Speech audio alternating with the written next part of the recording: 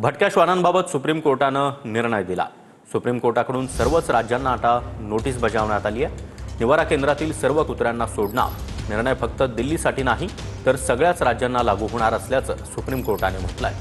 सार्वजनिक ठिकाणी कुत्र्यांना खाद्य टाकता येणार नाही असं देखील आता कोर्टानं स्पष्ट केलं आहे।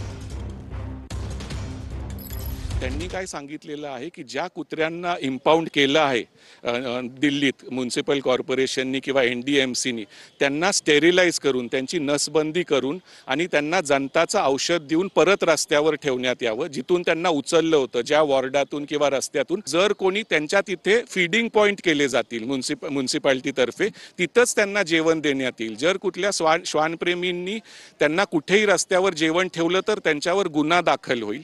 आणि जर प्रेमींनी जर कुठल्या अधिकाऱ्याला थांबवलं, त्यांचं कर्तव्य निभावण्यास थांबवलं किंवा त्याच्यात व्यत्यय आणला तर त्यांच्यावर पण कारवाई केली जाईल। जे रेबीज झालेले कुत्रे आहेत त्यांना आतच ठेवलं जाईल, त्यांच्यावर ट्रीटमेंट केली जाणार आहे, त्यांना रस्त्यावर सोडता येणार नाही।